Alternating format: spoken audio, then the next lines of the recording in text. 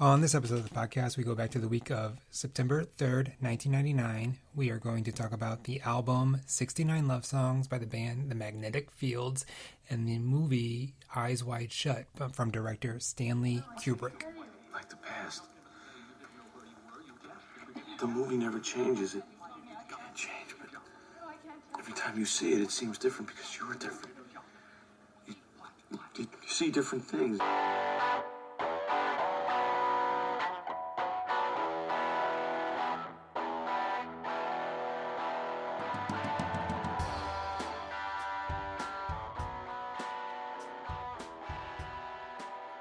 Welcome to my so-called podcast. I am Gary Linton.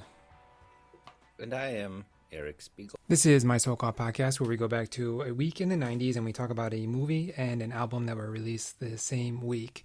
This week we're changing it up a little bit because this is a release date for England. So if you were in London in 1999, you could have listened to The Magnetic Fields and went and saw Eyes Wide Shut on the same day. The same day. That would be an unusual person. And they would have to be in the UK, so taking it down even, but that's what we do on the podcast, Gary. This one, we're going to do the Magnetic Fields, right? And they had 3 whole CDs. For this album, yes. But let's introduce our guest. We have a guest today, returning champion. I don't know if he's been on the podcast the most, but he definitely probably can make an argument about that. I would say the loudest. Honorary co-host. Are we able to say that? Yeah, sure. You could be the full co-host. You could take my position. Yeah. All right. Yeah, Mr. Gary, are you going to edit all these media files together, Linton? That's right. No thanks. No hard pass. Hi, it's Captain Raoul. I am back, and I am loud, and I am ready to have a super sexy season's greetings. That's right. Super happy you're here, sexy Captain Raoul. That's right. We, Eyes Wide Shut. It's a Christmas movie, and so that's why we chose that. It's Christmas time here in Christian United States, the great Christian United States. It has some of the most Christmassy quotes that you're going to hear this side of It's a Wonderful Life, such as, our daughter's going to expect us to go Christmas shopping this morning. That's right. Which is, my heart was just warmed. Yeah. I'll tell you that. Yeah. 'Tis the season. Super sexy season. Yeah, it is. Mm-hmm. So it's a sexy time, and I just wanted to say before we get started, I saw that the Golden Globes are doing a podcast category this year. I think you guys got robbed. Oh, is that so? The Golden Globes are doing podcasts? Yeah, we weren't even on the short list, which is outrageous. Robbed. You guys were clearly. Amy Poehler. Who the hell is that? You guys are clearly. Yeah, Amy Poehler. She's made at least 14 podcasts by now. She's really kind of podcast royalty. You guys are and by 14, I mean 14 episodes of her one podcast that started this past year. She was on early episodes of Comedy Bang Bang, so she's kind of podcast royalty. Rigged. It was rigged. Yeah. Comedy Death Ray. That's right. Yeah, it probably was Comedy Death Ray. You guys have been slaving on this. You guys have been slaving for years on this and nothing. I think it was rigged. That's right. I think the Hollywood Foreign Press is full of shit, is what I think. We're pretty much like the Magnetic Fields in that way, because if you look at the critical acclaim versus the album sales, we're basically the 89,000 selling 69 Love Songs on CD, but critical darling. So it's sort of like quality. We've got it. We have money, our success, in any other way. We just don't have that, but it's okay. Yeah. You sound in a healthy space, and so acceptance. Hey, we all get there. Yeah, we all get there eventually. These pieces of art came out in 1999, and not in America at the same time, though. They came out in England in September. Eyes Wide Shut was in July in the United States, But we're going to talk about the British release of Eyes Wide Shut. We know it came out later or earlier. I mean, like, really, you've got summer encapsulated by Memorial Day on the left, Labor Day on the right. In the middle, you got the 4th of July, right? Yes. The tent pole of tent poles. And we, in the U.S., we had it released at the 4th of July, right in the middle of summer. And this is more of a Labor Day release in the U.K. And before we started recording, man, I thought this seems more like a Labor Day or later kind of a movie to me. Not a summer thing, but I mean, Die Hard came out in the summer too, so it's fine. And I don't, well, yeah, that's all good. So in 1999, we were all in college. All good. Thanks, Gary. Yeah. Incisive. Well, I was going to go with something else, but I was like, I don't need to add anything. So, 1999, I'm glad you told us that meta commentary. Exactly. That was I mean, good. you're the one who commented on, you're the one who had you called me out for my... Definitely a Christmas movie, though. It's a Christmas movie. It should have been a little bit closer to Christmas. Yes. Yeah, I mean it's very Christmassy. I mean, like, it's not ironically a Christmas movie. There's like overkill on the Christmas lights in every place on the planet that you go. I mean, it's very even the Jeffrey Epstein on cocaine, on crack, on methamphetamines, on hallucinogens orgy portion. It's got a lot of Christmas trees. They spared no expense on the Christmas decorations, for sure. Right. I mean, the actually having anything resembling sexiness happening at the party, they weren't able to make that happen. So yeah, we'll talk about Eyes Wide Shut in the second half of the podcast. But rich people love Christmas decorations, and there's a lot of them in this movie. Yes. First half, we're going to talk about the 69 love songs, Tee Hee, Tee Hee. Tee Hee, or 100 love songs was a few too many, and this seemed like a lot also. It is a lot. It's a lot. And it's a lot, so, and it's a lot. We were all still in college in 1999, in September 1999, right? We're all Yeah, I was taking organic chemistry and living in the dorms as like a RA kind of a person in the summer, and went to see Eyes Wide Shut in the theater that summer. But then because it came out in July, now I'm trying to think of what I did in September now. Still in college. Yeah. The beginning of our senior year in college. Yeah. I had 2 of those. I did too. The victory lap. Oh, yeah. Oh, baby. Yeah, well, that's why they won't let just anyone into school. Yeah, what's that? When I saw the date originally, September 3rd is when it came out in the UK. That was my 21st birthday. September 3rd? September 3rd, 1999, when it came I out. I didn't realize how young you were. I do feel very mature compared to you. Those 9 months of maturity have really shown. I mean, a lot happens in 9 months is what I have to say about that, yeah. You can just date a whole baby. I'm a baby's worth of maturity over you. That's right. So my 21st birthday, they had to call the paramedics because I drank too much. It was it was not bad. That was a Friday, obviously, since when movies came out on Friday, and I had the bright idea that I could go to a bar at midnight on Thursday, and they'd have to serve me because it was Friday. Yeah. We were gonna do it. We were gonna go out on Friday night, but it's Labor Day weekend, so everyone at college left on Friday, right after class. So I said, let's just go out on Thursday night at midnight, and we'll see how drunk I can get before the bar closes. Turns out, extremely drunk. Dangerously drunk, yes. You know what? I could have told you that. Even back then? It's college. You learn the hard way, right? Yeah. Well, it's practical. Hopefully you learn. Not just theoretical knowledge. You got practical knowledge. I got 17 shots in before they closed the bar. And then, I did have one night where I was like, what's the big deal about hard alcohol? And then like 2 hours into that, I was like, oh. I'm going to die. Oh, no. I'm going to die. And then that lasts for a couple days. Yeah, for sure. I have all the Labor Day weekend to be like, oh. Yeah, ruined my life. Yeah, good times. That's why you're only young once, right? Yeah, that's true. Unless you believe in reincarnation, then you're young a couple of times. I mean, if you believe in reincarnation, and by that you mean humans get reincarnated as new humans, Yes, we certainly don't remember anything of importance. that's right. So, okay, well, I think that sets the stage for where we were in our lives. So we can start talking about the magnetic field, 69 love songs.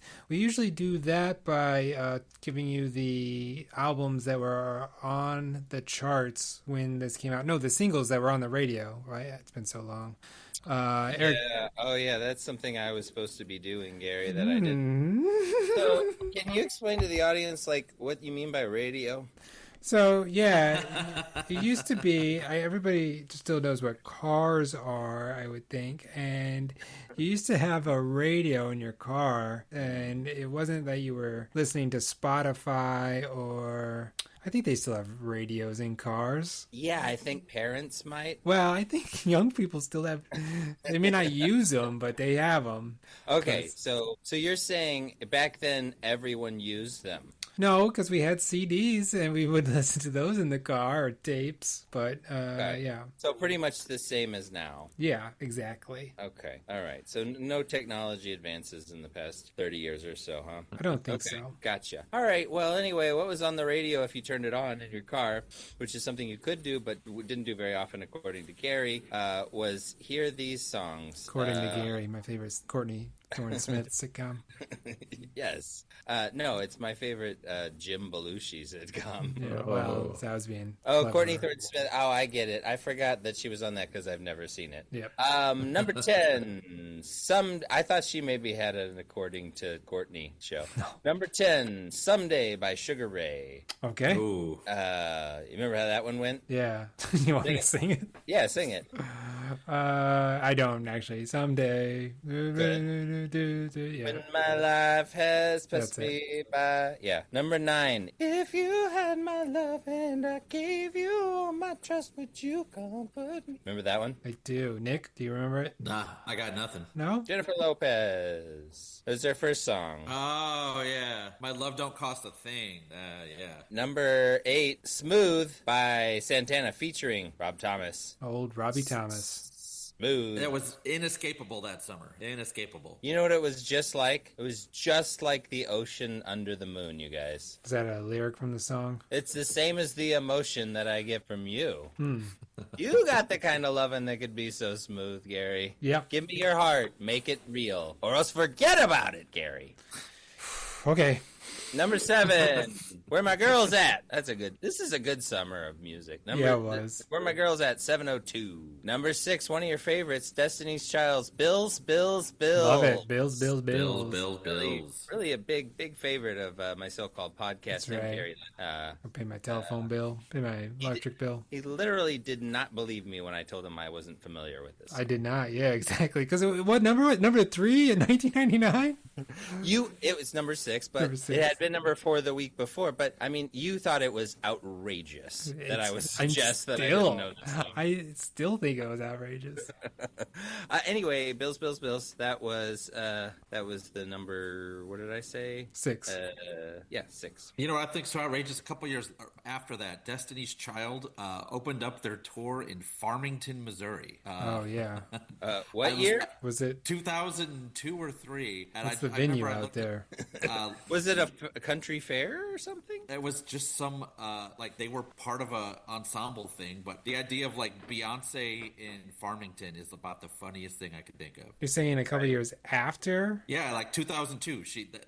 Destiny's Child opened their tour in Farmington, Missouri in 2002. Somebody sent that to me, and I had to triple check it because I was like, that can't be right. Yeah, that doesn't sound right. That would be quite a concert to be at, I would imagine. Almost like whatever Taylor Dane played for all of the Cub Scouts. Yep. Also in the pantheon of my so-called podcast lore. 1990. That was a good one. I was there, baby.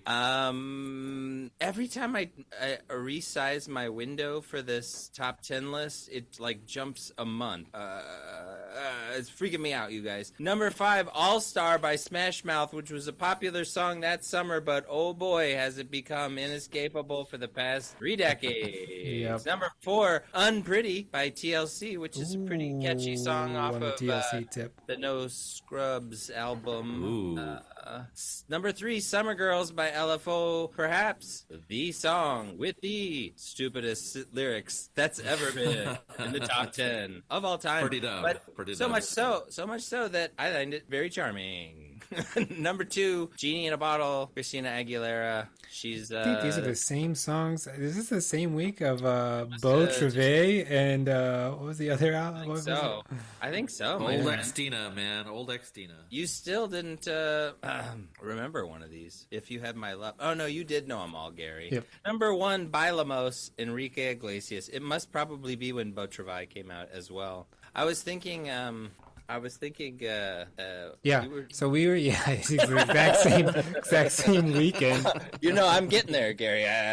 Wait for it. Go ahead. Just saying, it was the exact same weekend as Fly by the Dixie Chicks and Beau Travail. Oh, weird. Yeah. Cap, you were flooded in art for your birthday. Yes. That was the big 21st birthday. It's Labor Day weekend's always my birthday. It was a good one. You got the rest of the summer still kind of bleeding in. It's some good stuff there. That's right when like pop really took over. 99 in my mind. Like that's like right when pop music like kind of came back from the wilderness. Mm-hmm. I mean, the Spice Girls were sort of like D-Day. Yeah. And then by 99, it was like, Hitler shooting himself in a bunker. It was like boy bands were back, and I mean, it was all over. So much so that they're like, you guys are going to be into Robbie Williams. And we still weren't. We still weren't. We still aren't. And they're like, but what if he had a biopic where he's a monkey? And we're like, we still don't care. We just don't. We were into Robin Williams. Yeah, that's true. Yeah. So, what if Robbie Williams played Robin Williams in a biopic? That'd be good. But what if chimpanzee. Robbie Williams played Robin Williams as Patch Adams in the making of Patch Adams? Yeah, the making of Patch Adams.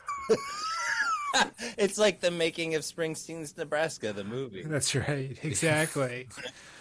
Nick, this question is for you as we segue into talking about 69 love songs. Rolling Stone has called Merriam-Webster. Exactly. Stephen Merritt's Grandiose. That's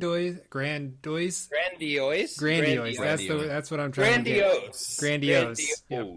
Grandiose, bare-ass lyrics can be catty, crude, and sometimes full of sappy goo, but they usually contain a little nugget of universal truth. Does that nugget of universal truth actually counteract the catty, crude, and sometimes full of sappy goo lyrics on this album? How do you feel about that? Is that either or? That's either. It does. Either it's witty or it's gooey. Yes. That's what I'm going for. Nick's there. Witty versus gooey. I mean, the thing about the album is it depends on the song. Yeah. So you're a fan of this album, right? I'm a huge fan of this. And album. you listened to it in 1999? Yeah. I mean, I think I probably got it by around 2000. I don't think I probably I knew I got it somewhere senior year. I don't know if it was specifically in the fall. I had not listened to this before. This is the first time I'm listening to it. So that's the caveat there. That 21-year-old Gary may have had more patience for this album than 47-year-old Gary. Well, especially when it's an assignment. Yeah. It's three discs is a lot. It's like reading Moby Dick for your book club. Yeah, so this is 3 discs, and it is 69 songs. Although, come on, dude. Some of these are like 20 seconds long. There's a good majority of them that are like a minute or less. Right. So he's really fudging to get to 69. Agreed. And so... I mean, there's a lot of witty stuff on there. There's a lot of witty stuff on there, but I mean, it's spaghetti at the wall and seeing what sticks. Yeah. And I think a lot of it sticks, but I mean, when you have 70 songs, you're going to have some skippable ones. I mean, just Well, that's the thing too, and I think I'm sure you've lived with this album. I mean, you obviously lived with it a lot longer than I have, so I can't really talk. It's like just so much that I can't talk about it. I can talk about some of the songs that I really hated, and Me too, but let's do this first. Yeah. Captain, you did not listen to it in '99. Neither did hardly anybody. I feel like I came across this song, "Book of Love," suggested to me by my taste by one of these algorithms, and liked that song quite a bit. I had already favorited it on my Spotify, and so I was always sort of intrigued by coming back to it. But that's as far as I got. I was actually probably daunted by the other 68 songs probably at the time, and never went around to it, but I'm not sure.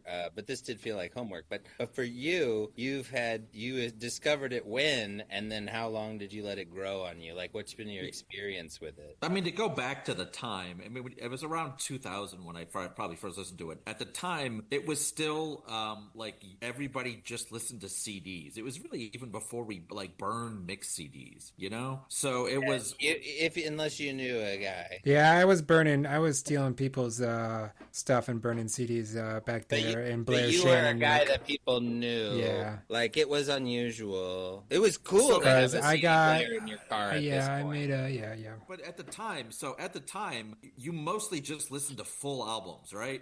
You would listen to you put in a CD and you listen to the full album, and you didn't. I mean, you could like change albums between the car at home or anything, but I think I maybe had like a 3-disc changer that you could put in and hit random. Yep. But what was so cool about this album is it felt like listening to an album on random because it's just so many different genres, men and women singing. It was such a variety. And at the time, you didn't really get a lot of variety when you put in a CD. It was just one band playing, like whatever smashing. What year was this that you were listening to it for the first time? 2000. Like 2000 probably, like end of 99, 2000. And did you buy the first one? Because I know they were released separately. Or did you buy all three as a box set? My buddy had the box set, and he let me borrow the box set. And so I think I remember I put it in my 3-disc changer, and I just listened to the whole thing all the way through. And like when you listen to, that's also, it's 1999, 2000. I also had 3 hours a day to listen to music, it was college. Like you could just put in music and do other things, or have people over. So we would put this on at my buddy's house, and you could just, it's 3 hours worth of music, and you didn't have to think about it. And it's got that variety to it. It doesn't sound the same, like song to song. Whereas, if you put in like a Smashing Pumpkins album, it sounds like an hour of Smashing Pumpkins. Whereas this, it just sounded like a mixtape, even though it wasn't a mixtape. And at the time, it was really novel to hear that. Like, I mean, this is the era of, that makes sense, because this is the era of the big hit movie soundtrack with 2 songs from the movie, but 10 other songs that you wanted, like The Crow or Mallrats or whatever, I don't know, The Bodyguard. But that people wanted, and now that's what I call music also, where people wanted, mixed CDs. They wanted like playlists essentially, and that was hard to come by. So that makes sense. Especially it just sounded like a playlist. Since you had a 3-disc changer, you were right on. But I guess my follow up to that is like, how long over a time period did you go from like exposing yourself to this or exposing it to you or whatever, to loving it like you do now? Like, did you love it instantly? Oh, I loved it right away. I loved it just because the songs, I didn't love all of them, but the songs that I liked, I really liked. And also, it was in college, so you're dating around. Like, there's songs about like breaking up, there's songs about falling in love, there's songs about just a variety of topics, like the boy-girl thing. And that, that kind of, when you're dating around, it speaks more to you. It's not, we've all been married a long time, so now it's any kind of like love song, I think about my wife. And, and if I hear a breakup song, it doesn't apply to me anymore. But at the time, like, oh, this reminded me of that girl I dated 2 months ago, or it just had such a variety of different songs about relationships at a time when I was in a variety of relationships. So that spoke to me a lot, Yeah, I do want to just say that you are right. Most of the time, whenever I hear love songs, I think about your wife. It's the weirdest thing. Very common. Yeah, very it's common. pretty. You're a real sicko. It's a disorder. Yeah, sure. And then also, I will say, like, right after this came out, probably like around 2001 or 2002, is the first time I had access to a CD burner. Mm-hmm. And so I remember specifically, I took all all the songs I liked off of this, and I made one album and I called it 25 Love Songs. And it was just my favorite 25 songs from this, which was just all bangers in my mind. And that was even better. And then eventually also, like, once I started burning CDs more, like making playlists, this was the perfect album to just drop a couple of random songs in, because, you know, often you'd have 3 minutes left at the end of a burnt CD and you needed to throw something in, so you could throw a couple of these goofy songs in. Or there's just at the time, it was the quantity that I was so interested in. Like, there are so many different songs on here, and that was a good thing. Yeah, when upon re-listening now, it's like, wow, there's way too many songs on this. But, in 2000, it was a good thing. I feel like the correct word for it is daunting. It's almost like hostile. It does feel that way if you have a deadline. Like, that's why I'm asking all this, because I feel like if over the next 6 months, will I listen to this a little bit more? Yes. I don't think so, because I think his voice. I felt a big drop off in quality after the first disc myself. But I also feel like, 25 or 20, probably. I mean, like, that's the problem. Like, people were comparing this to Pet Sounds on the White Album online, and I feel like I guess those are criticisms of the White Album too. Like, don't you wish you could take away Revolution 9 and this song and that song? And Paul McCartney's response to that is always like, no, you idiot, it's the fucking White Album. Like, it's good. Yeah. Well, the White Album, yeah. But it's fine. It's got flaws, whatever. So I feel like that's what I also saw kind of on the discourse online about this, is like, people have their favorites, but they aren't always the same, like 15 or 20 favorites. So like, that's people's evidence that all of them are great, and it just depends on your your personal taste. I think that's sort of true, but like, some of these are popular songs still. Like, they've been remade and stuff. Like, some of them are legitimately good songs, and they're, I mean, in my opinion, somewhat buried by some stupid bullshit. And I don't feel like some of these songs could not possibly be anyone's bangers. Like, Love is like jazz. Love is like rock love, or there's a that punk rock one was a dumb one. Yeah, Love is like jazz. I wanted to punch that song in the fucking face. Not good. I mean, it's very theatrical, what a lot of the stuff he was going for. Very, like, kind of not There's very all highbrow. supposed to be show tunes. Like, that was his deal, was that it was going to be a performance-based show tune themed show, and they did perform it a few times in order. But it's telling that even when they did that, it was 2 nights like Angels in America. Like. It's just not meant to be. There's no way this is meant to be listened to all in one sitting, unless it's like, I'm working at the Gap and I need to put something on all day, and it needs to fade into the background. You can't listen to something actively for 3 hours. At least I can't. No, it's rough. But like, your thought of like putting it on random, or it's already on random. Yeah, and I mean, back then too, it was, I think back then too, just everybody had longer attention spans when it came to this kind of thing, and like putting on an album, like I did that. I don't really do that anymore. Like, just I'm going to listen to one album for an hour. Like, that doesn't. I mean, as much as I like music, first of all, people don't make albums like that anymore for the most part. I mean, there are a few this year, but just it was a different time in my mind. I would just just put on a CD while I'm doing whatever. And now it's, if I hear the same band 4 songs in a row, I'm like, I need to do something else. I just don't have the attention span. I was kind of thinking about it. I don't know if it's attention span, bro. It's like, I did used to listen to, like we were saying, like, I had like 4 or 5 CDs in my car, and I would either listen to the radio or one of those 4 or 5 CDs, unless I like switched them out. But I would listen to those a lot, and it's kind of funny to think about that now, because it's like, I'm listening to hundreds of hours of new podcasts every month, and like there's something that's got to go from that, and it is music, I think, in a lot of ways for me, because I listened to music, I was doing everything back in the day. Yeah, or it's like how when you talk to like kids now, kids will say, "I don't watch movies," and you're like, "Well, what do you mean what movies don't you watch?" And they say, "No, movies in general. Like they don't have the attention span to sit and watch something for an hour and a half." Mm-hmm. And I mean, I don't, that's not our generation, but I just think as attention spans get shorter, like it doesn't seem like anybody can do it anymore. But I'm not. But I mean, but time, this would try the patience of Buddha.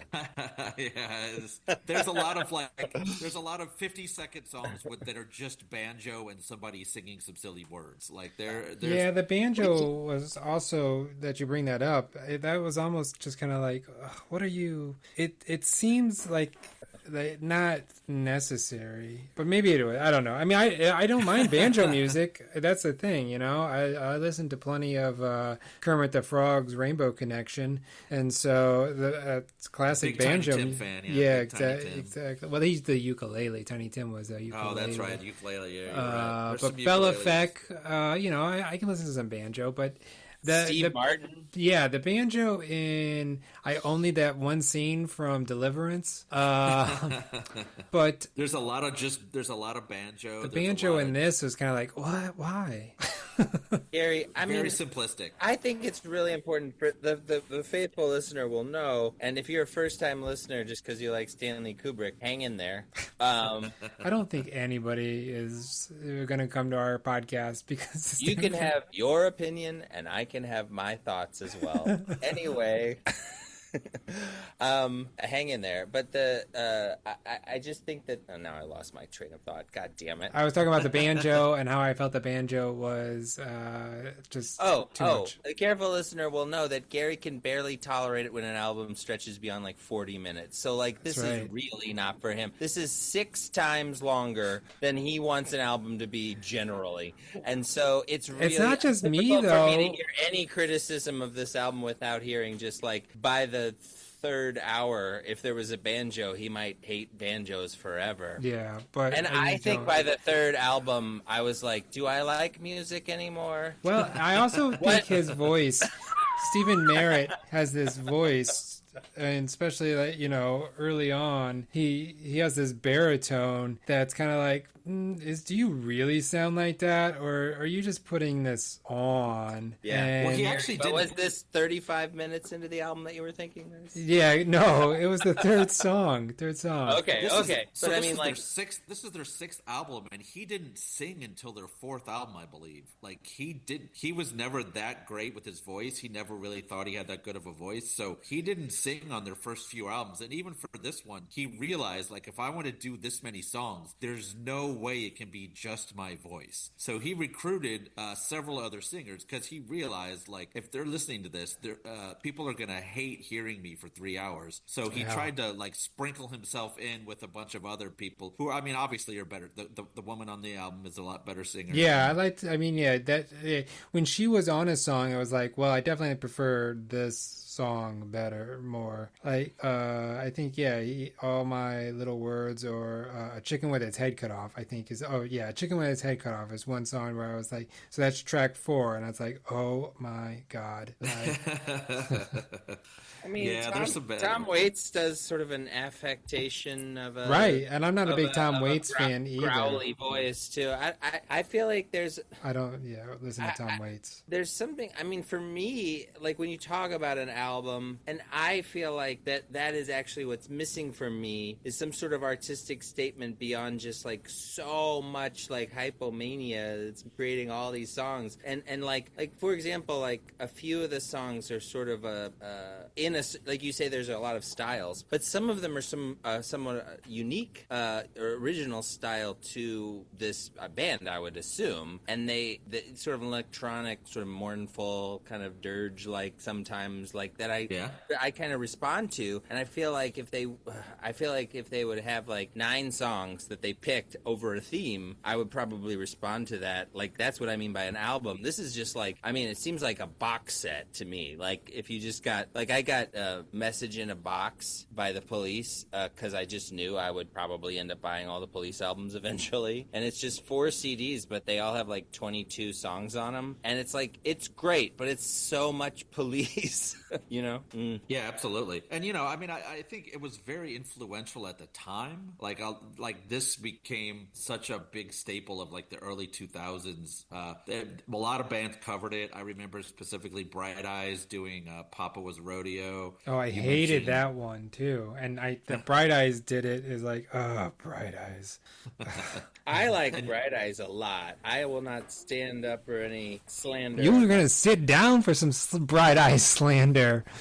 He was also quite twee. And I don't mind twee. I still see a lot of it. Like, I was just watching Aronofsky's new film this year. Caught Stealing. Yep. Caught Stealing, and like over the end credits was Luckiest Guy on the Lower East Side. Like I didn't care for that one either. It's a little on the nose. Yeah, that was a little on the nose, but I mean, I know, like, over the years, I would see this pop up like very random places, and I just think that definitely affected a lot of folks. I think you're totally right. I think that from a critical standpoint at the time, and for sure over the years, it's a darling, and I think it's one of those like your favorite artist's favorite band kind of situations.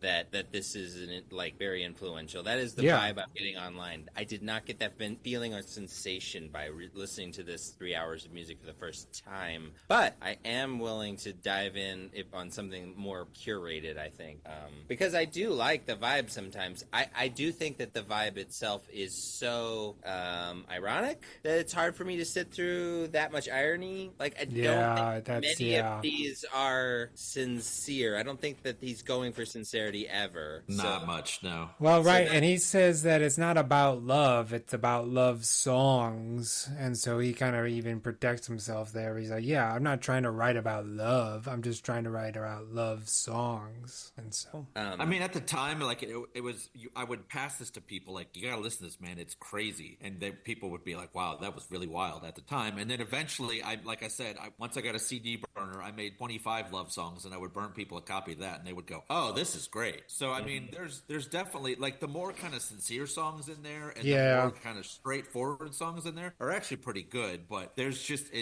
so much nonsense all around it that I mean, which was kind of, at the time, that was the selling point. We're like, wow, listen to all these different things, but when you boil it down to the good stuff, it's, you know. And the same, you mentioned lots of stuff, like like Smashing Pumpkins when they did their big 2 CDs, like, at the time I thought, and the they could have made sadness. They could have cut half of that and made one really good album, you know. But at the time, I was really into, like, there was just something about the 90s to me that was maximalist. Like, wow, give me quantity, you know. I want as much as I can get. And now I don't have time for that. And I mean, personally though, like, my favorite movies of the past just 3 to 5 years have been 3.5 to 4 hour movies for the most part. I'm not saying I don't like an 80-minute like tight little movie, but like I like the big ass movies, and you know, spoiler alert, our movie is a big ass movie from '99 that I don't mind. So I'm not like anti-maximalist. This feels beyond maximalist to me.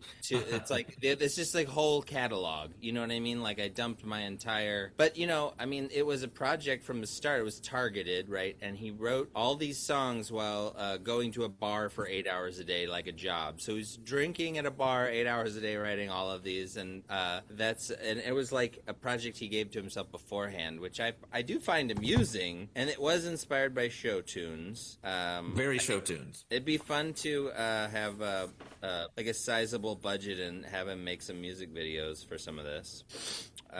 But yeah, I mean, I think I'll come back to it. I will be interested to see what I think of it whenever I can give it some breath in between listens. Gary, I don't think Gary's going to. One and done, baby. One and done. Yeah, I mean, and I think Yeah, I would try to, but again, like I said, his baritone, some of the lyrics, like I said, Papa was a rodeo, Mama was a rock band. It's like, what does that even? That doesn't. You think that means something, but it doesn't mean anything. And Well, it's like it's not the best lyrics. It's the most lyrics. yeah. Yeah, So- and they went for like a lot of like clever rhymes, which he's really known for, like Right. like rhyming very strange words together, which is fun until it isn't. Yeah. So, yeah, I mean, I say it's impressive that he was able to pull it off. I give him credit for that. And, yeah, I'll go from there. That's all good. Do we want to go ahead and rate the album? Anybody else want to say anything else? I'm ready. 69. 69 stars? You just broke the star system, Nick. I mean, and how fitting it is that he would give it a 69, because this album breaks all of our ideas of what an album can be, right? Yep. It's a super sexy season, man. It's super sexy season's greetings, man. 69. That's right. 69 is so 69 and 67 different things, right? That's right. Yeah, you don't need to bring up 6-7 here. Yeah, this is a 90s podcast. So, I'm going to give this album 2 stars because, yeah, it was just too much. So 2 stars. So you're giving it, Captain, you're giving it 69 stars. Gary, you're giving it TOO stars. That's right. Okay. I give this a 2 stars question mark because I doubt myself, because I really don't feel like I could give it a real actual review based on one listen. I just don't think I could. But you know what? Time exists. I don't know, though. Yeah, Eric, I don't know if you'll be able to listen to it with all those podcasts you have to listen to. I know. I look at all these podcasts I've listened to. I'm buried in podcasts. That's right. The boss wants me to listen to all these podcasts before the I weekend. don't know. I gotta get through this whole pile by Sunday. The competition, man. You guys are going for that Golden Globe next year. You got to know what sells, right? That's right. Well, you know what I learned about the Golden Globes, because I listened to a podcast about the Oscars. It's called Little Gold Men. It's very good, done by the Vanity Fair people. Okay. Anyway, it's very good. But they just totally focus on the horse race, not the artistic quality of anything. They just go for it, which I think is fun. Anyhow, the Globes. The Globes. Not that many people in the voting department. Yeah, the Hollywood Foreign Used to Press. be, it used to be less than 100, and so that's why they have such. There's not a large enough N to statistically get it correct, and so that's why you get the Tourist nominated for Best Picture At the Globes? Yeah. Oh, okay. Yeah. The Golden Globes are the most ridiculous, but I think it's actually become larger in scope as far as membership goes, and the nominations this year were less ridiculous than normal, I thought. So what we need to do is we need to find people from the Hollywood Foreign Press and send them the link, is what you're saying. Exactly. So there's not that many of them. There's more than there I used see, to be, yeah. but there's not that many of them. So we just have to figure out who they are. And I mean, if they listen to this podcast, they'll know it's the greatest podcast I've ever made. This one in particular, I feel like. Obvious. It's obvious. Well, thanks for listening to the first half of the podcast. We're going to take a small little break and come back and talk about Stanley Kubrick's, I'm going to call it his penultimate film. That's not what it is, right? Eyes Wide Shut. I think he still has another one in him.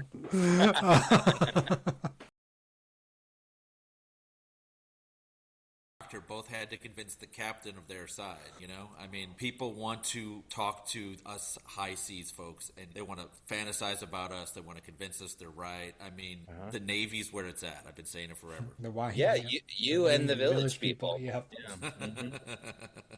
Hey, you know what we like to do here on my so-called podcast, Cap, is we like to be like, hey, you're going to the movie theater. You might be able to see Eyes Wide Shut 3 months later, but there's some other stuff that's out. Right. And So they make up the box office. Right. These are the movies that were playing at the box office in September 3rd through the 6th and on the weekend when Eyes Wide Shut was released in the UK. Thanks for all those disclaimers. You could just say that real fast next time, like it's a drug commercial. Oh, you're right, right. So do not take if you are allergic to the UK release of Eyes Wide Shut. I'm going to. So Eyes Wide Shut was number 48 that week in the box office. But top 10 is number 10 was The Muse. Sharon Stone. She's the Muse. Albert Brooks, still the signal for a really popular movie. Yeah. Yep. Number 9. Just like Emma McKay or Ella McKay or whatever he's in last weekend. Wow. Oh, is he in that? Is he in that? It's a James L. Brooks movie. I was getting that confused. It's got him and Kumail, so that's the only thing that made me want to watch it. Number 9, The Astronaut's Wife. Oh, yeah, that's Rosemary's Baby, but in space with That's weird. Charlize Theron and Johnny Depp. I think we talked about all these movies last time. Number 8, The Blair Witch Project. Captain, you should mention your thoughts about the movies because this otherwise is going to be a big repeat for all of our listeners. Yeah, The Blair Witch. That was the movie of the summer, '99. In fact, I remember I went to go see it with my sister on a Friday, and then she was supposed to go camping that weekend, and she canceled her camping trip. She was like, "I'll be goddamned if I'm going to go in the woods this weekend." It was pretty effective. Power of movies. So number 1999 is the we'd be remiss to say that it is known as one of, if not the best movie year ever. There's even a book called Best Movie Year Ever. I've read that. It's a good one. 1999. A lot happened in cinema in 1999 on the cusp of the millennium, and so Astronaut's Wife doesn't really chart. But go ahead. I'd like to get I think I'm gonna have to make some sort of mashup of the number 7 movie and the movie we're discussing because it's Mickey Blue Eyes. Mickey Blue Eyes Wide Shut. Come on, there's something there, right? Something there. There's definitely something there. Sexy. Mickey's Christmas Carol, Eyes Wide Shut. Is that anything? Blue Eyes Wide Shut. Yeah. No, you ruined it. Number 6. These are like, go on, Nick. What? So this sounds like what's that Wheel of Fortune category where they just oh yeah, before and after. Before and after. Respect Wheel of Fortune. Number Whoa. number Other 6. 1999 movies include Passport to Paris, starring the Olsen twins. And our number 6 film, Chill Factor. Oh yeah, Yep. Chill Factor. Skeet Ulrich. Yeah, we talked about that. Yeah. Skeet. Yep. Poor man's Johnny Depp. Yeah. Yeah. Who else is in? Who else is in Chill Factor? I believe it's Cuba Gooding Jr., isn't it? Oh yeah. I don't remember that one. I don't even remember that from the last time that I learned that. That's right. In one ear, out the other. Number 5, The Thomas Crown Affair. Eric loves The Thomas Crown Affair. They just don't make them like they used to. No. They never made them like this. That's what's bizarre. Dan Aykroyd says that. They don't make them like they never made them like this. That No, movie actually never made them like this. The Thomas It's Crown an actual Affair sexy is a affair. sexy thriller that is light and somewhat funny, but heavy on the sexy for adults. And they don't make movies like that, and it's great. It fires on all cylinders. I love it. way sexier than the film today. Yeah, well, it's a sexy movie. This movie is about jealousy, so it's not very sexy. Yeah. Number 4, Bowfinger. Steve Martin, Eddie Murphy, That's a classic. and Eddie Murphy. That's a classic. Chubby Rain. Yes, right. That was like after Eddie Murphy made so many stinkers in the 90s, and then that was the one where I went, oh, hey, Eddie Murphy's still funny. Who knew? Yep. Yeah, if he gets out of his goddamn way. That's right. Number 3, The 13th Warrior. That's a movie I saw in the theater with my friend Brian Muldoon, and we both really wanted it to be something it wasn't, and we both wanted it to be way less boring than it was. I think we were hoping for Braveheart or I something. think I heard It's this story. Ugh. So then we dipped out of there and tried to watch some of the Phantom Menace because, you sneak into a movie, you can watch it, right? And it was like the middle of Phantom Menace, and we had already seen it, and so we were like, you know what? Oh, the pod racing part? It's No, I don't know what part it was. I mean, unless it was Watto, I probably wasn't interested. I'm a big Watto head. Clearly. Although Sebulba is also some sort of weird racist character. Those Jedi mind tricks don't work on you, man. I don't have enough midichlorians. That's right. Did you hear they're going to release the original Star Wars? Original Star Wars back in the theaters. Christmas special. Nope. Uncut, original release of Star Wars, or unadded features. They're taking the special features out. They're gonna enhance those boxes around the TIE fighter so they look really obvious. Yes. Yep. Han shoots first, baby. That's right. First. Mm-hmm. But number 2. Listen, hey, get back to me whenever we've got theatrical releases of like the Ewok adventure. That's what I'm hanging. Oh, yeah, good stuff. Number 2 is Runaway Bride featuring the Dixie Chicks' song Ready to Run. I've never seen that, and I think it's because I hate Pretty Woman. That's right. Yeah, I know, and I think that's why friend of the show Banana Eats never been back on the show because you were such a jerk to her about Pretty Woman. Banana doesn't suffer fools, man. No. We are very close friends. I do not think that is the case. That I Pretty Womaned her off the show. That movie. You told her. She said it's a good movie because this, and you said no. You're wrong. You're a jerk. Get off my show. And then I hit her, but she can take it. So you're the Jason Alexander from Pretty Woman in this scenario. That's right. No, the movie Pretty Woman is the Jason Alexander from Pretty Woman in this scenario. Number 1 that week was The Sixth Sense. Done. Yeah, this 1999, baby. Yeah, Sixth Sense is Sixth great. Sense. I mean, to have the Blair Witch Project and the Sixth Sense happen in the same year. Runaway Bride. And Fight Club and Eyes Wide Shut. Matrix, that was a good year. Did you guys see The Sixth Sense before? Like, did you see it without knowing the ending? No. So I had heard the ending at Vintage Vinyl. Some guy was talking about it. I saw it like 3 or 4 days after it came out. All I knew is that it was scary. So, yeah, I didn't know the ending. Like, if you don't know the ending, man, it's so good. Like, I think if I knew the ending, I would probably feel a little different about it before I saw it. But, like, seeing it, like, first run without knowing, boy, that shit hit hard, It hits really hard. I agree. But I think that M. Night Shyamalan took the wrong message from that movie. Because if you do watch it again, and I encourage you to do it, it's an excellent movie. And the scenes it works on the second viewing still, too. The scenes where Bruce Willis is talking to Toni Collette and Haley Joel Osment is there in the room play the same way, but they play totally differently because you know what's happening. But they work. It's just that it's very artfully done, and it doesn't really matter. I mean, like the second time you're watching it, you still get the same story, but it's very good. And I think that I do think the twist worked really well, but I think he kind of sold himself short by saying like that's I got to do that every single time. Yeah, I'm Chubby Checker now. All I do is the twist. Yeah, for sure. Right. I know. I mean, but he's such a conundrum because, like, apparently that last Airbender movie is just one of the worst things ever made. But he has quite recently, made some kind of interesting stuff and some terrible movies. He's just such a weird filmmaker. Well, he should just keep to acting. That's his strong suit. Yeah, he's really good with 1 or 2 lines. Yep. Eric, you want to ask Captain an either or? Yeah, I would just want to know, so when this movie first came out, I was going to say before we started recording, but I think I held my tongue, that it got a legendarily low D- cinema score the first weekend.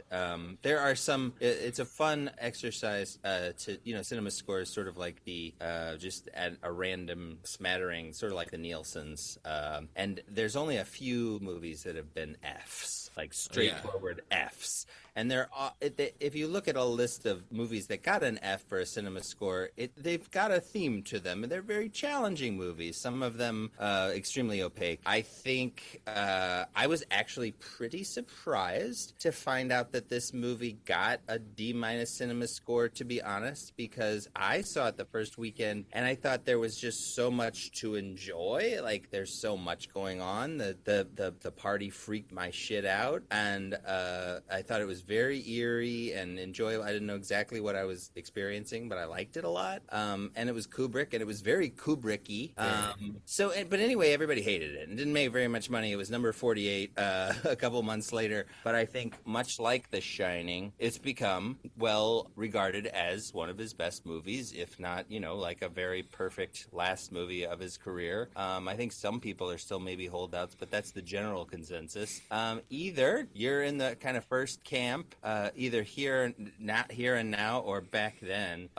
You know what I mean? Like either you feel like the D- was warranted or not, I guess is my question. I mean, D- that's a very strong. I mean, I don't think there's anything to me, with a grade that low, you have to hate it, right? You have to hate it. And there's nothing in this to hate. I mean, it might not be your cup of tea, but I don't see anything. There's obviously, when you watch it, the craft, you can see it. You know, the score, the shots, the tracking shots that they do, the costumes. I mean, there's so much, like the album we were just talking about, like it's a maximalist movie to me. And I find that hard to hate. And I think at the time what happened in my mind was it was sold as something else. You know, I agree. The trailer, well, any images from a Kubrick movie will sell you a million different movies because they're so great looking and evocative. Just a smattering of images from the movie is going to show you, you're going to think, oh, it's this movie or that movie, you know, because I mean, like, I think you see like images stand alone from this movie and you actually would think that it's quite a different movie, right? Like normally images like this are in the service of a very different type of story. Well, and from what I remember at the time, it was sold as Cruise, Kidman, sex. Like that's what, and like the baby. I mean, technically, that's correct. But it's not at all what you watch. The whole, you know, at the time, I remember like what we called it was Tom Cruise can't seem to get laid. Like that was what we all called it because which seemed absurd at the time. There's a whole movie about how Tom Cruise can't get laid, and it was like that doesn't make any sense. Tom Cruise could get laid anywhere. Why did they go to all these lengths to try and cockblock this guy? It made no sense. But it was just sold. You know, Kubrick made his sexy masterpiece, and it is not. And there is a question, I think, of that. I mean, he's an ultimate control freak. It took forever to make the movie.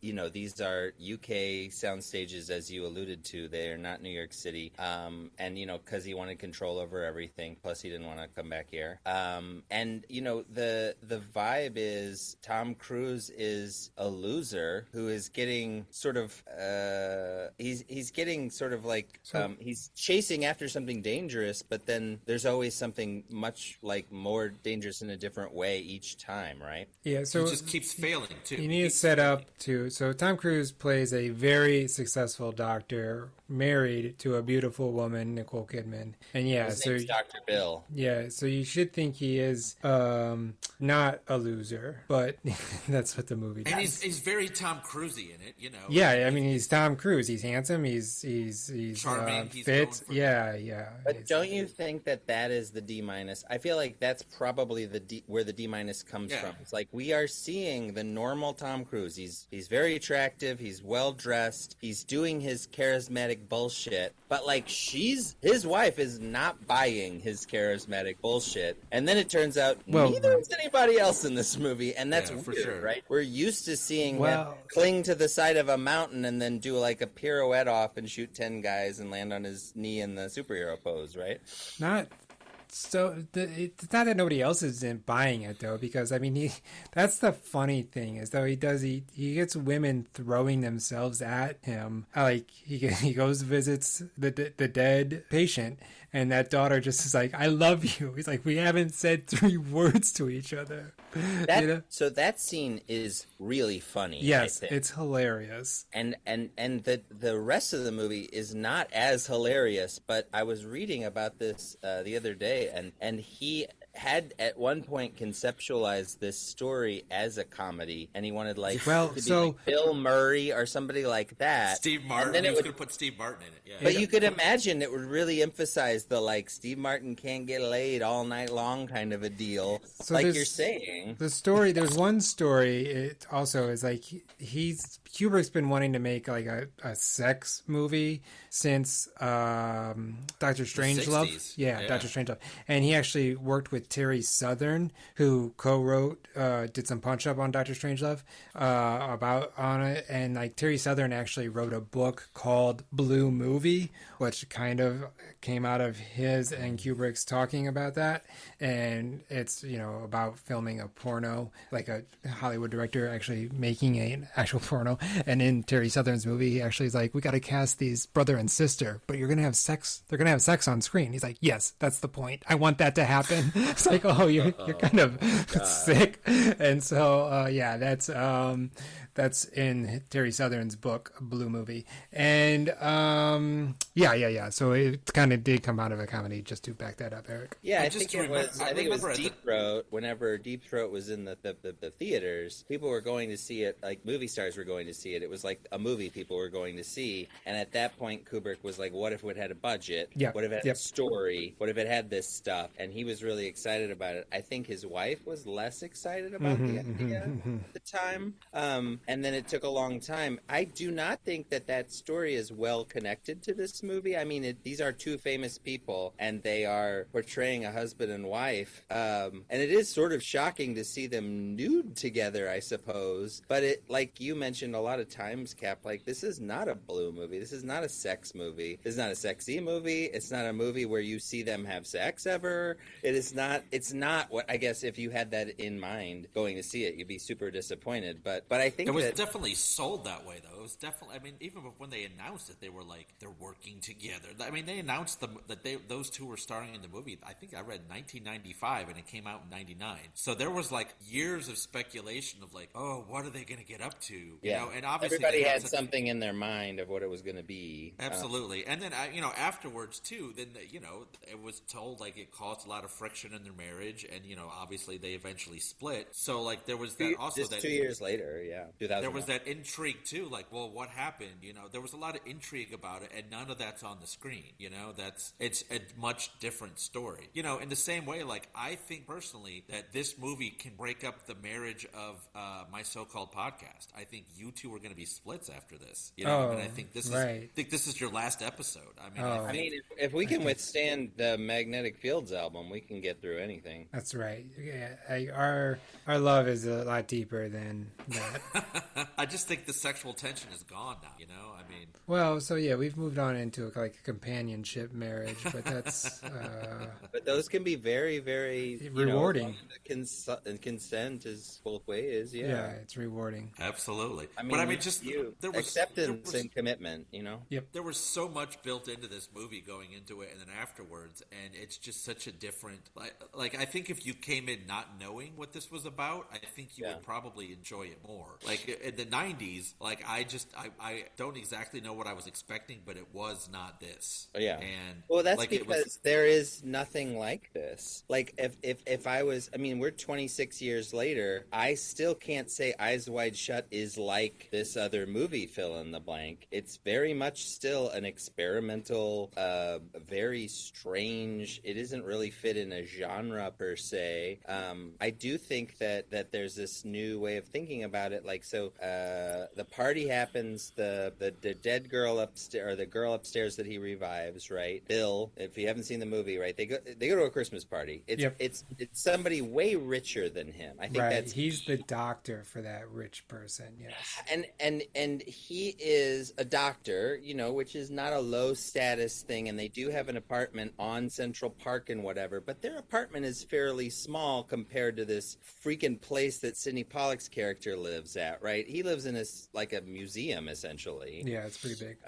And so I the thing I noticed this time is that this movie, no matter what, sex is tied to either death or something incredibly uncomfortable or unsettling every single time it happens, right? Sure. Every single time. And it happens a freaking shit ton, like things I forgot about.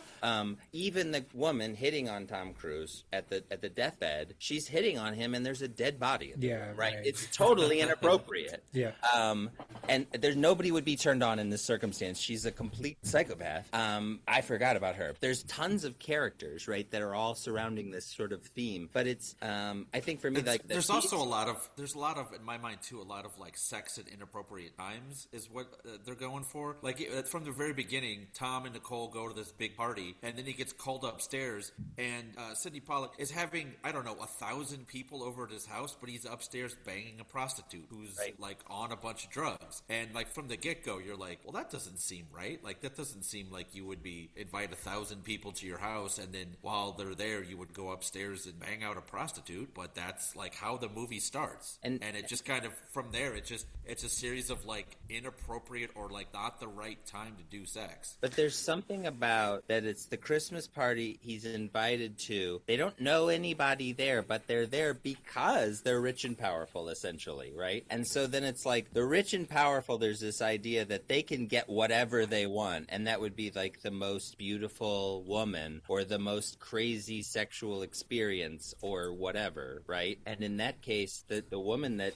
Sidney Pollack's character is with is young and very beautiful, right? Like she has a beautiful body and whatnot. So it's like it does make sense in that way of like he's purchased this experience with his power and money and whatnot. Not that wealthy and rich people purchase the services of like trafficked young women ever in the real world, but like this is happening upstairs. So I do think this sort of a thing happens, but it's more metaphorically important. Like the bathroom that Nicole Kidman is wiping and not doing a good job of washing her hands in is so cramped, right? But where this woman is a bathroom, but it's enormous. The bathtub barely makes a dent in the center of the room, right? There's a giant painting on the wall. Yeah, it's huge. Sure. He's mega super uber rich, so of course he's having sex with a beautiful woman and doing cocaine in the middle of his own Christmas party, right? Because it's all excess, whatever. He'd be an inconsiderate host if he didn't do that. Right. People expect it of him. Exactly. So the idea is like, okay, there's some mystery to, I guess, the wealth and the party and the whatever. And Nicole Kidman's character Alice gets it from this creepy George Lazenby type. Yeah, the rich Hungarian dude. Yeah, And he's the, don't you know there is another world out there of money and privilege, and you can join me in it, kind of a thing. And then Tom Cruise gets it in the nuts. It's just two hot women who are sexually flirting with him. Like he just two gets models that. are trying to pick him up. Yeah, It's very much like it feels at that moment like a cartoon version of hell. You're being tempted in these ways, right? By whatever's going to get you a little bit. Although Alice is drunk, so she's not quite there. She's not quite being tempted, but she's playing with it. But she judges him for being tempted, which is what's critical, right, to this party. And then he's whisked away before he can have sex, which is a theme. Yes. the theme of the film. Yeah, right. That's the where does he have to running go? gag. He has to go to somebody else aborted sex experience that he's not got to go clean up so that he can have the privilege of being around these super rich people. And they don't really want him around that much. Well, so much no, so they that he kick him has to sneak in later, right? In his embarrassing taxi cab, right? So it's about status, I think, and it's about if my wife is scorning me, right? I don't have love. So then I have to turn to this like sexual power in the world. Can I get it out in the world? And the answer Kubrick, I guess, is saying is like, you cannot. You might go to a strip club and have a lap dance, or go to a prostitute, or go to a crazy sex party, or rent a costume from a pedophile. He's not a pedophile. He's the dad of and then he's an pimps out. entrepreneur. Yes. He's a trafficker. He's trafficking his own daughters to some very odd-looking people. But, like, it's all gross. Even if you sort of fell for a prostitute that was a really beautiful young woman, you'd get a disease, right? Right. Well, Absolutely. that's the thing, yeah. He dodges the bullet by not sleeping with a prostitute who has AIDS. Right. So, but he went back. We've all been It's there. not We've all AIDS. been She was just HIV positive. Come on, Nick. Right. We don't know her CD4 count. Yeah. I'm a monster. I apologize. Yes. The last time I banged a prostitute, I made sure to check her status, you know? Could She he could- be she- more of a loser in those scenes, though? Especially when he's, like, starting to try to have sex with her roommate, who just wanted to give him coffee and tell him he might have AIDS. That's right. He is such a loser in this movie. Yes. At every turn. Which is actually really funny because it goes, and then the next film that I think of him in was Magnolia, where he's also this hypersexual weirdo loser. But And he's doing it. He's affecting this loser persona in a way that tells the audience, I'm in control of this performance. I'm doing this. Just like whenever he was the agent in Tropic Thunder. Whereas I feel like Eyes Wide Shut feels like it's being being done to Tom Cruise. Like, he gets picked on for being gay in this movie, which is like a big rumor about Tom Cruise in real life. Yeah. And so not only is his wife not sexually attracted to him, teenagers are beating him up for being gay, and he can't get laid. And in the end, Sidney Pollack's like, "You're not going to get laid, dude. Just get the fuck out of here."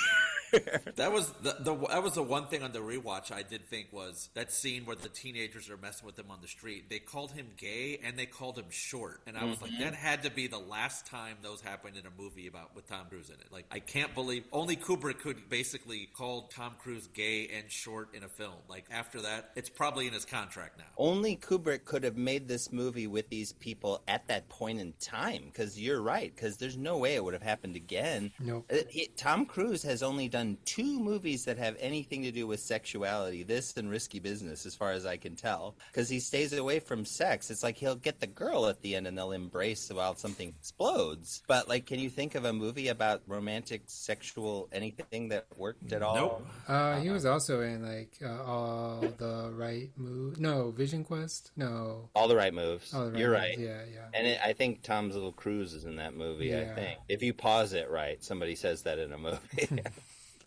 So, and I guess there's a sort of a sex scene in Top Gun, but that's undercut by all the sexual tension with Iceman. oh, yeah. Right. So, recently, Tar director Todd Fields said this And was in the bedroom. Let's not forget in the bedroom. yeah, but this is actually an article that came out pretty recently, like within the last 2 weeks, where he was like, yeah, I saw that cut of Eyes Wide Shut, and for people to say that it was a final cut are being naive, because look at how much Kubrick re-edited everything else. So if he had lived, I'm sure there would have been more edits. So That's interesting. Yeah. And the other thing is, like, we were talking about how it was presented to the audience. He did have something to do with cutting the trailer and using that Chris Isaac song in the trailer and stuff like that. But he also was pretty meticulous about how things were marketed. And since he died before this was really released anywhere, you have to wonder how that would have all gone down. But I mean, it was never going to be a movie that made Tom Cruise look sexy. No. Or the marriage look like it was anything anybody would want to take part in. They both seem to barely care about their daughter. They never communicate with one another. They're not like likable people even. And that's challenging, right, for a movie. And definitely to your point, like that, I specifically remember that trailer that was cut to the Chris Isaac song, and I hadn't seen this movie in a while. And in my mind, I was like, "Oh, that's such a big part of this film." And when you watch it, it's about 45 seconds after they come home from the Christmas party. They kiss, and they're like she's getting undressed after the party. They kiss, and then that's the only time they have sex. And that, I just in my mind, I remembered this being a much bigger part of it. And the trailer was actually longer. The trailer plays the song and stays on Kidman longer, the original trailer that had that, than what is in the movie. So it was like, yeah. I mean, the thing is like, it's kind of ironic that this was the experience that people had, because the experience that, like, the American audience had with this movie is very similar to Bill's experience with him trying to buy sex everywhere he goes, right? Like, you're like, I was promised this really erotic experience with this big movie, but then it's not that at all, and it's kind of icky. And that's kind of what he gets over and over again, too, is like, if you're trying to buy this sexy experience that's, like, illicit, it's only fun until you actually realize what it is, and then you get burned, most likely. If you're lucky, you don't. If you're lucky, you don't die, even. Several of these things that happened to him. And, oh, by the way, doesn't it seem like a really long night? Well, yeah. No, for sure. I was reading, too, there was another article that just came out about this that I was reading, and I've heard this before, that conspiracy theorists are now saying, they've been saying for about a year now, that Kubrick made this about Jeffrey Epstein and about trafficking young women. And there's all this nonsense out there about, like, I saw that Roger Avery of Pulp Fiction won the screenwriting Video Oscar. Archives co-host. He went on Joe Rogan last year and said that basically. I see the world in podcasts. Yeah.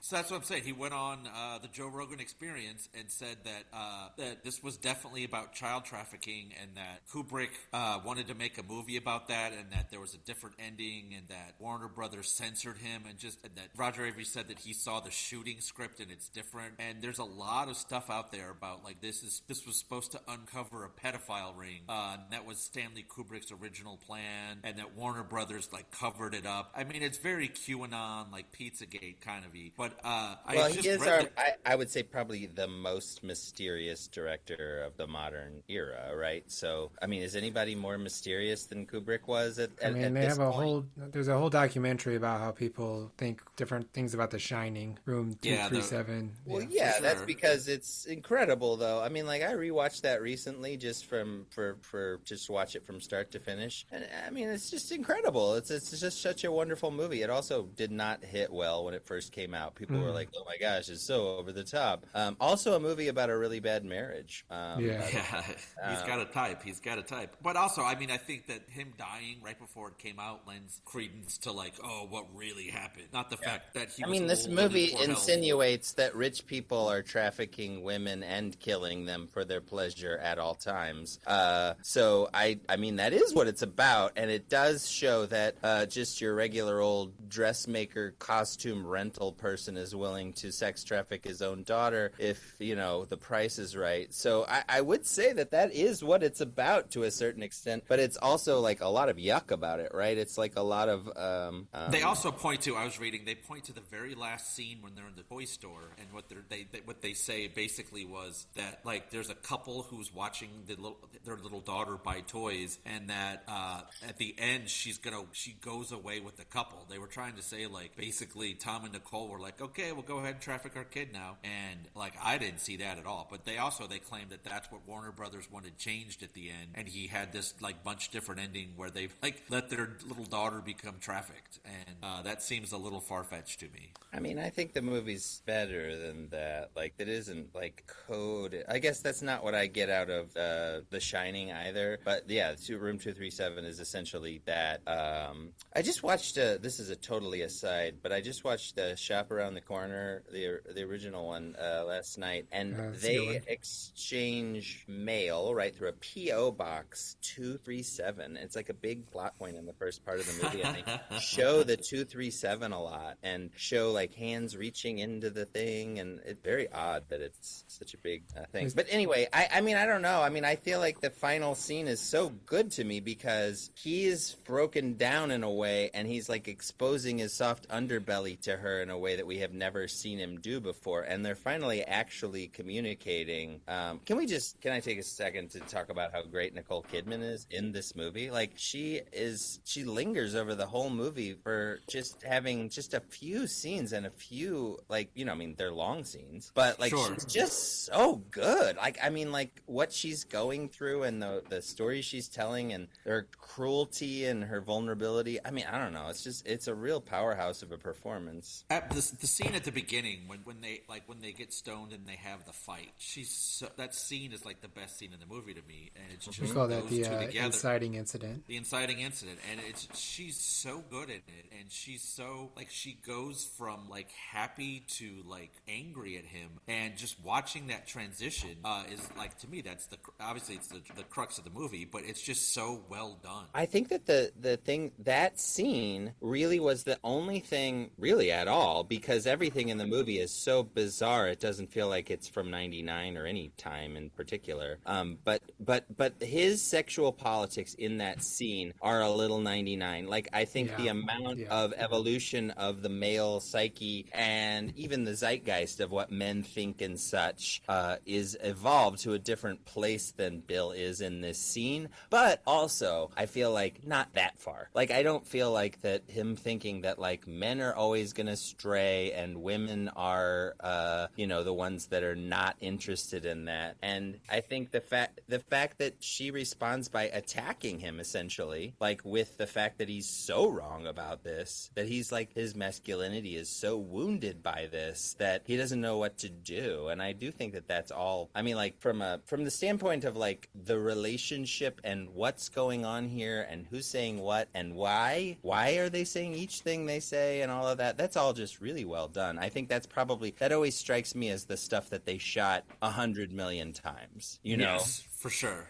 It's very well done, and he's known for taking 70, 90 takes of a scene, and that for sure, like, oh, they must have really pounded this into the ground to get to that kind of raw area they got it. And Kubrick wanted exactly the weird giggly noises he was getting out of Nicole Kidman at certain times, and weird, like, she even like gyrates her body in sort of like a seizure like giggle at one point, and that's exactly what he wanted. It's very odd, but she's definitely asserting herself as her own being that is like not needing him at all. Even some of the dialogue is like, but then whenever I came back to you, my love for you was as strong as ever, but it was sad.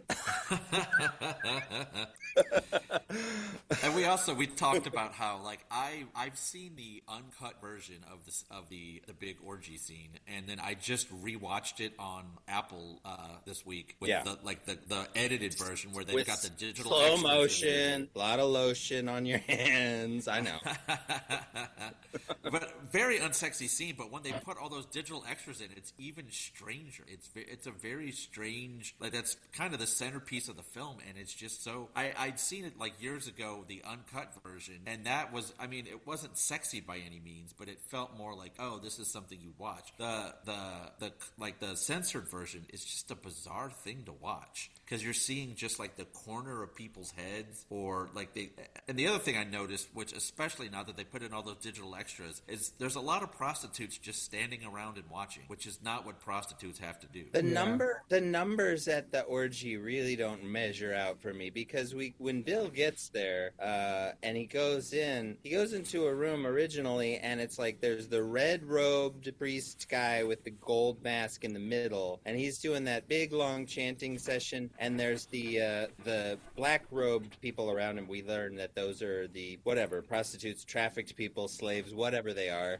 In that moment, they all stand up, but there's like 12 of them max, and then the black-robed, we're assuming old and gross and rich people there's like maybe 100 of them. So I don't really know how this works. Plus, Tom Cruise's lucky, Bill is lucky that one of them goes right for him, and like he's not even supposed to be here today. So I don't know where. I'm not sure what's supposed to happen. But then, what saves the day is like a dissolve. And all of a sudden he's wandering around the party, and there's like staged stuff happening in different rooms, and everybody's wearing a mask. And at this point, I'd like to say this is very much like an experience you can have in New York City called Sleep No More, which is where all the people go in and wear masks, very much like Eyes Wide Shut, and then the actors wear a different kind of mask. So you know who the actors are, you know who the people are, and you wander through this space, which is fairly large, and like scenes are being acted out wordlessly, and you kind of piece it together. Anyway, it's fun. But that's sort of what's going on in this, and the sex that's happening is so performative and odd and strange. It's like for aliens, like this is some kind of sex that could happen, and everybody's standing around so strangely and staring eerily at it. It's like the vibe is he wants it to be kind of scary there, essentially, like that for sure. Or when they lead the piano player out towards the end of the sex scene, and there's a bunch of people like waltzing nude. I kind of like that part. That was the most fun that I saw, because there was some same-sex waltzers, and there was some like the guys in the tuxes and the girls that are nude. That's creepy to me. But like if both people are naked, like have at it. Like the thing is like the other thing that's sort of an interesting thought process for me is that there are sex parties that like couples do, or just like consenting adults do, and they're not like this. And actually, that's one of the things. That's something I wanted to bring up too. Is I actually have some friends who are swingers, like a married couple who in the scene, as they call it, and to them they curse this movie because they hate it, because a lot of times when they will tell people, "Oh, I'm a swinger," that's the first thing people will say is, "Oh, you guys wear like masks and it's like a creepy, weird party." That's really funny to me, because I think of like the '60s. There's a few different, but in the same way way that I've heard, like, I have a couple of friends who are transgender. They curse Ace Silence of the Ventura? Lambs. Silence of the Lambs, because Yeah. they say a lot of they will say, oh, like Buffalo Bill, and they will say no, absolutely nothing like Buffalo Bill, and it's Well, the same. that's just an idiot at this point. Yeah. But I mean, but it's a lot of like in the same way Buffalo Bill was a lot of people's first exposure to somebody transgender. This film was a lot of people's first exposure to like what a swinger or like an orgy would be. You know, this was the first time it was really But it's not depicted even on screen for a lot supposed of to folks. be. But I don't even think it's supposed to be anything that resembles a reality of an orgy. It's like a monstrous horror movie of an orgy that like it's Bill's id or whatever. Like the theory that I heard that I think bears some fruit is they have this pot-fueled argument, right? And then he looks all teary-eyed and sad and mad, and then he gets a phone call to go to the dead guy's house, right? And from that moment, the rest of what he experiences is a dream. Yeah, it's not He real. falls asleep, and all this stuff is, and that's why whenever he comes home in the dream and talks to her, she tells him this fucking crazy dream that sounds an awful lot like what he experiences or is about to experience or whatever, like all this fucking everywhere, you know. And it just seems like it's about his inner subconscious that he can't even fathom that he would go to an orgy and he would have a good time there. In his mind, he would go and it would be this dangerous, horrible thing, right? So that's kind of what it's about, is this guy that experiences the world kind of this way, I think, which is, you know, that's not what orgies are like for anyone, right? It's very strange. Something like the original book had something to do. Like I think Dream isn't it like based off of in the title. Yeah. Dream it's novel. very something like that. Yeah, but it's novel. but yeah, I've definitely heard that like this is, or a lot of people will still say that about like, oh, an orgy, you mean like Eyes Wide Shut? And to your point, like, no, there's never that's literally not what orgies are. That like this was There's not even multiple people having sex in the same room ever. I guess there's like the one guy that's on his knees as like a sex table for the other two people. So it's never very orgy-ish. It's more like a religious ceremony or a cult or like a satanic something or another, really. But I like that it's never explored. I really like that. Like that Sidney Pollack makes the big explanation, but he actually explains nothing. He's just like, get your nose out of this, essentially. And I do think that like watching that scene, you know, where Bill gets called to his house and he's essentially chastised, is that what will happen when horrible stuff happens, like a bunch of people are trafficked or a young girl is having sex with people for money or somebody might have died in your place or whatever that happened. Sidney Pollack tells him, I'm going to tell you this, that it's okay. Yeah. Don't think about it. Nick Nightingale is in Seattle and this girl would have died anyway and everything's fine. Just don't look into it anymore. And don't look at the man behind the curtain. Yeah, absolutely. Don't go to Poland and see what we're actually doing there, right? So that's essentially what's happening there, is that rich and powerful men are doing horrible stuff. You want no part of it, and if you do, you could get killed. But if they want to keep you alive, they'll just say it's not actually happening. That's the power there, right? And he's so charming, right? Like you kind of want to go along with him. Everything's okay, right? But he says something about this girl who must have been like 25 or whatever. Like, you know that it was just a matter of time with her. Like, that is those types. The most horrible thing. But yeah, obviously they see these people that they buy and sell as subhuman, which is not sexy. So I don't know. I mean, I think there is something to the whole it being about buying and selling. Maybe it's about like capitalism promises this something of sex that you could get, but you can never get there. I don't know. It's unobtainable. Yeah. The other thing, it's like unobtainium. Whoa. The other thing I didn't remember was I don't know if you guys did that, but I'm watching and I hadn't seen this in a long time, and then the scene at the hotel went, Alan Cummings in this. I completely forgot. Oh yeah. Just kind of I noticed. Maybe the horniest person in the movie. Yeah, great. Definitely the flirtiest with Tom Cruise. Yeah. Even and also just above the daughter. And a feather Lily in his cap, 'cause Sobieski? like they get to say they worked with Kubrick, which is like there was when you look at his filmography, I didn't really think about like The Shining was 1980, Full Metal Jacket was 87, then there was this in 99, and that's it. He made 3 movies after the 70s. Like, and so the amount of people that actually got to work with Stanley Kubrick is very low, and most of them are probably dead by now. And just like, wow, what of all the people to work with, like he's kind of seen as the one of the top tier directors. And there's only one person I know of that worked with Kubrick and was in Hocus Pocus, and that's Vanessa Shaw. I'm a fan of Stanley Kubrick, but I do want to go and say that he was he did not need to be such an asshole to Shelley Winters, not Shelley Winters, Shelley Duvall. Yeah, Shelley Duvall. Yeah. He definitely shouldn't have been such an asshole to Shelley Duvall. That son of a bitch. And I remember reading that like he was trying to make. I don't know if this is still right, but I remember at the time reading that he was trying to make this movie to make a bunch of money, so then he could produce AI. He wanted to direct AI. Yeah.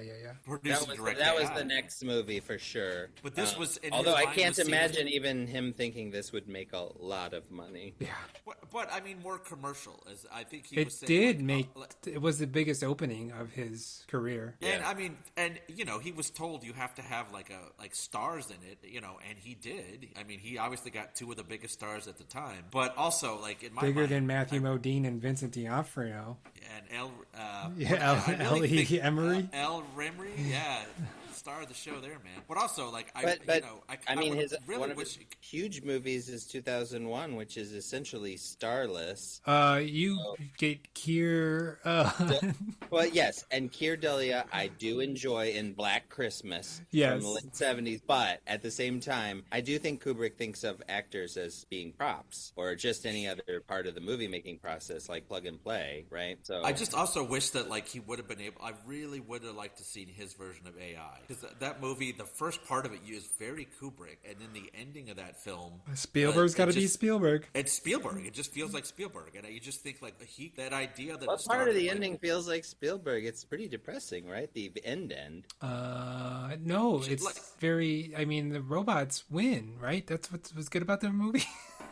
I don't know if that movie is very good, right? And that's what I mean. There's like a big fight scene, and like I don't think Stanley Kubrick would have had like the big fight at the end, like that Spielberg film usually does. Yeah, I mean, obviously, it would have been way different. You can see some of the stuff where Spielberg is trying to do what he thinks that Kubrick would have done, but like you were saying, nobody knew what Kubrick was going to do with this thing, even up until the point that they watched it, and they still were not sure what he was up to watching it. Yeah. So he was very opaque. And it's hard to say what. I mean, like, I think it's surprising he was going to work with children again to make AI. To be honest, that's for sure a surprising move after what he was up to after that. I mean, like, although Danny's performance in Shining is pretty excellent, he does get good performances. I guess it's the law of averages. You shoot something 200 times, you're gonna get the good one. You're gonna get there eventually. Yep. But honestly, it kills me to think that like he didn't. I mean, he didn't necessarily take off. But like there was such a large gap between Full Metal Jacket and this film. It's very frustrating. And then he croaked, and it's like, man, you probably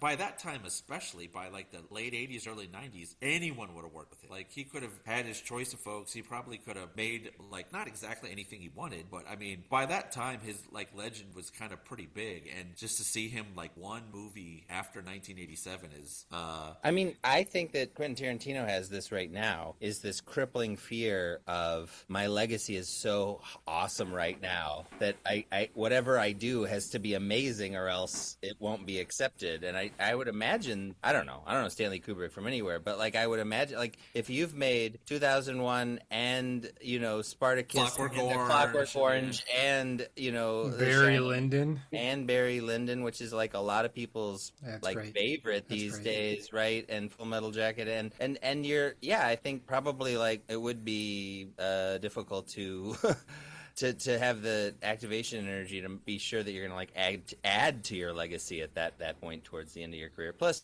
old people are lazy. Well, I also read that he was like very paranoid, and he had a very very small crew on that set. And because I remember seeing an anecdote like P.T. Anderson went to London to go visit him, and he had just finished shooting he was shooting Magnolia while he went there, which is such a large sprawling movie. And then he went to this set, and 1999, baby. The Magnolia. cast was minuscule, and he asked Stanley Kubrick like, "How in the world do you shoot a film with this few people?" And Kubrick said to him, "Well, how many do you need?" And he always kind of took that like "Oh shit!" Like if Stanley Kubrick only needs a handful of people, why do I need an army to make my film? Yeah. But Although I will say Stanley Kubrick's probably better at it than most people. yeah, for sure. Well, also, I mean, what did they say? It was like a 15-month continuous shoot. I think probably that would have drove most crews crazy. So I think there's probably only so many folks you can get to shoot an entrance 90 times. I think it's interesting that you mentioned P.T. Anderson because people do equate, I think, him with Kubrick as being kind of the closest in that generation to a similar kind of a auteur storyteller. I think especially because of There Will Be Blood, I would say, is the most Kubrickian of his movies. But as he gets older, I notice that his movies get more and more human, whereas it seems like Kubrick went the other direction. Like this is almost a misanthropic movie, right? With nobody to root for, really. Even at the end, it could go to a more romantic place than it goes, right? The final discussion. Yeah. It's challenging. I think it challenges the audience, but I will say that it is delicious to look at. It is just gorgeous. Like I could watch this movie on total silence with not the the captions on, and just enjoy the way that it looks. Like I mean, the way that party looks, and it's got the romanticized romanticized version of New York City. It's very pretty. You're like, at the time, I remember thinking it felt Disney-fied. Like that's not what New York looks like. But now when I look like it, it just looks more like a what you want New York to look like in your mind, and it didn't look like. I mean, I grew up going to New York with my dad, and like I remember New York being like dirty and dark, and in this movie it's neither. New York is like, it's well lit, it's like bustling, and I don't, at the time I remember thinking like it felt like Seinfeld to me. Like you shot this somewhere that's not New York, and I could tell that it's not New York. But now when I look at it, I'm like, oh, it feels like an idealized New York, which I didn't really pick up on at the time. Or even just an otherworldly, right? Like a dream-like, you might say. Yeah, absolutely. And it's not something that you have any sort of space and time and familiarity with, even if they say they're in the village or whatever. Like, obviously, it doesn't look like any actual place. And just Joe happens to give Kubrick 100% control over what it looks and sounds, and where the cameras can go and everything, right? So there's a definite... You definitely get that feeling, like every frame you look at, like this is exactly like like a Wes Anderson movie. Like this is exactly what he wants this to look like. He spent the production design on that must have just been like astronomical. Even there's like the one part, there's like a rotating like entranceway to the hospital. I'm like, man, they had to build that. Like, the money's there on the screen. Where he can, Bill can just flash his medical board card and get in anywhere to the morgue, anybody else's body or whatever. It's funny. I do get one of those, but it does not help me do anything. Nobody ever wants to see it. But it's not like they want to see it. You just got to start showing people it. It's true. Yeah, it seems kind of powerful. He also has. It seems like an endless supply of money. Cash at that, yeah. Just cash. Cash just appears. Because I'm sure He's throwing it around. And that means something. I think that it's in this fantasy he has all the money he could possibly want for anything that he wants to do, and it's still nothing goes well. Yeah. It's great. I love it. I will give it 4 stars. It's the greatest. I love Eyes Wide Shut. I'd say 3.5. Yeah, I'm going to go. I also would say 3.5. I think it's a very good film. It's not Kubrick's best, and that kind of bumps it down a 0.5 star because of that. You rate it against things, so I guess I would give it 3.5. Like that's exactly what I was going to say. Is like compared to most movies, it's better, but like when so many of his films are just like perfect, just perfect films. And I like this movie, but I don't think it's exactly perfect. So just based on that, I would get it down just a pinch. Mentioning that Kubrick, it probably could have used 1 or 2 more passes in the editing. Like he's edited stuff even when I think it was after it came out. Clockwork Orange, yeah. I think got some edits after he screened it for the public, and he was like, no, I want to take it back and rework it. So 3.5 for me. Nick, thanks. Yeah, thanks for coming on, y'all. I will say that 25 years later, this one looks like there's a lot of innovative movies that came out in '99. You know, that movie year. I feel like this one's probably one of the last ones standing that's still challenging and something to wrestle with 26 years later. Whereas a lot of those ones we mentioned were innovative at the time. You know, just my thought. And I mean, definitely the super sexiest Christmas movie. You know, I mean, when it comes to Christmas movies, not a lot of fucking. This has way more. This and Carol. There's that little outfit Michelle Monaghan wears in Kiss Kiss Bang Bang. Does that count? No. A little bit, but as far as sexy Christmas movies, I mean, this has got to be top of the mountain. Yeah, I mean, Love Actually has a surprising amount of nudity. I'm going with Carol. Carol, number one. Yeah, number one with a bullet. As far as that, although I would say that's more romantic than sexy. Well, I guess that's where you and I differ. Right. Yeah. I told you this is going to break up this marriage. Yeah. I told you. Oh, man. Speaking of Carol, y'all, did you guys know that whenever the woman gives herself as tribute to save Bill's life at the orgy, that is it's Kate Blanchett. Looped Kate Blanchett. Yeah, that's just her voice. Why didn't you say? No idea. Speaking of Tar. Yeah. Whoa. There's just so many layers to this thing. Nick, thanks for being on another episode of My So-Called Podcast. You're always a great guest. I appreciate you. Always a pleasure, guys. Always a pleasure. Stay sexy. Yeah. Happy holidays. Sexy season's greetings. You can't buy sex. All right. Bye.